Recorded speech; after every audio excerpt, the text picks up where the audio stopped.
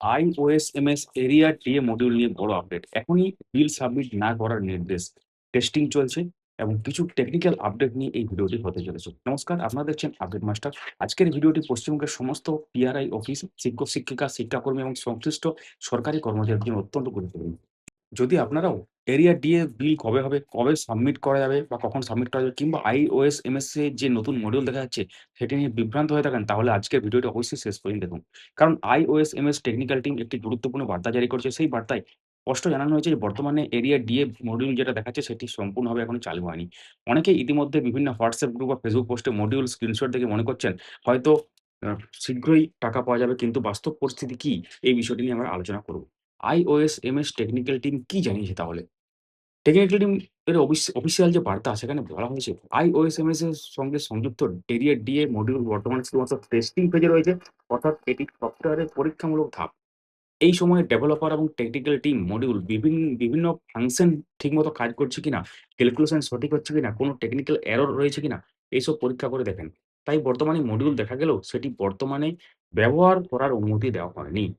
সবথেকে গুরুত্বপূর্ণ নির্দেশ যেটা, টেকনিক্যাল টিম স্পষ্ট নির্দেশ দিয়েছে, পরবর্তী নির্দেশ না আসা পর্যন্ত বা না দেওয়া পর্যন্ত কোনো পিআরআই অফিস IFMS এ এরিয়ার ডিএ বিল বা সংশ্লিষ্ট ডেটা সাবমিট কিংবা ফরওয়ার্ড করবে না।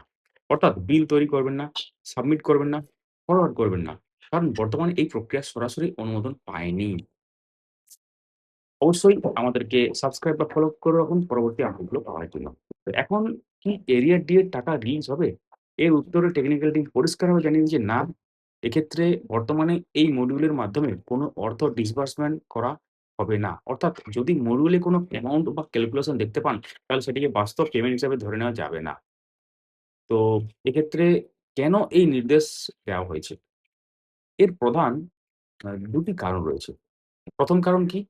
ফাইন্যান্স গভর্নমেন্ট অর্ডার এখনো প্রকাশিত হয়নি। অর্থাৎ সরকার এখনো আনুষ্ঠানিকভাবে সেই আদেশ জারি করেনি যার ভিত্তিতে এরিয়া ডি এর ক্যালকুলেশন ও পেমেন্ট প্রসেস শুরু হবে। ২য় কারণ কি? অ্যাপ্রুভড ডিএ কনফিগারেশন এখনো সিস্টেমে আপডেট করা হয়নি। কনফিগারেশন বলতে বোঝায় কত শতাংশ ডিএ, কোন সময়কাল, কোন পে লেভেল, কোন এমপ্লয়ি ক্যাটেগরি, কিভাবে ক্যালকুলেশন হবে, এইসব তথ্য সিস্টেমে ফাইনাল ভাবে আপডেট করা। এই কনফিগারেশন অনুমোদিত না হলে কোনো বিল তৈরি করা সম্ভব নয়। তাহলে বর্তমান সিস্টেমে যে ডেটা দেখা যাচ্ছে, এই বিষয়ে টেকনিক্যাল টিম স্পষ্ট ব্যাখ্যা দিয়েছে। বর্তমানে যে তথ্য দেখা যাচ্ছে সেগুলো ডামি ডেটা, অর্থাৎ সফটওয়্যার টেস্টিং এর সুবিধার জন্য ব্যবহার করা পরীক্ষামূলক তথ্য। এগুলো কোনো সরকারি তথ্য কিন্তু নয়। কোনো কর্মচারীর প্রকৃত এরিয়া ডিএ হিসাবও নয়। তাই এগুলো দেখে বিভ্রান্ত হওয়ার কোনো কারণ নেই। এবং এর সাথে আরেকটা ব্যাপার বলে রাখি, পিআরআই অফিসগুলিতে কি করতে বলা হয়েছে?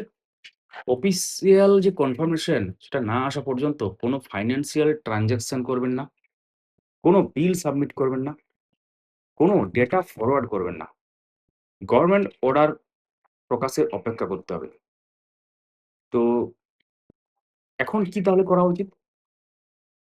এই মুহূর্তে সবথেকে গুরুত্বপূর্ণ বিষয় হলো কোনো গুজব বা সোশ্যাল মিডিয়াতে ছড়িয়ে পড়া অসম্পূর্ণ তথ্যের উপর নির্ভর না করে শুধুমাত্র সরকারি নির্দেশের অপেক্ষা করা। যখন ফাইন্যান্স গভর্নমেন্ট অর্ডার প্রকাশ হবে এবং IFMS ও iOSMS এ অফিসিয়াল ভাবে মডিউল অ্যাক্টিভেট করা হবে, তখনই সংশ্লিষ্ট অফিসগুলি বিল প্রস্তুত ও সাবমিট করার প্রক্রিয়া শুরু করবে। এই আপডেট থেকে কি বোঝা যাচ্ছে? অনেকেই প্রশ্ন করছেন, টেস্টিং শুরু হয়েছে মানে কি খুব তাড়াতাড়ি এরিয়া ডি এর কাজ শুরু হবে? এ বিষয়ে এখন নিশ্চিত করে কিছু বলা সম্ভব নয়, কিন্তু গতকালের অফিসিয়াল নোটিশ চলে এসেছে। আপনারা জানেন যে অক্টোবরের সেলারি থেকে যে নতুন ডিএ হার সেটা কিন্তু আপনারা পাবেন।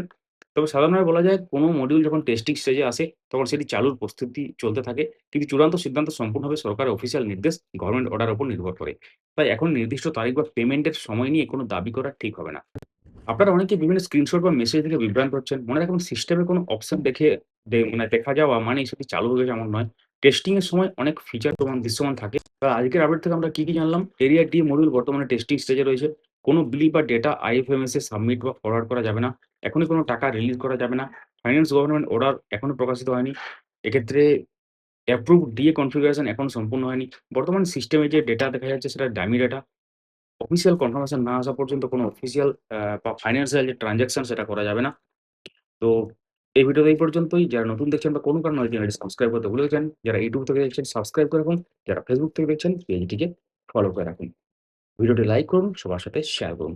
ধন্যবাদ।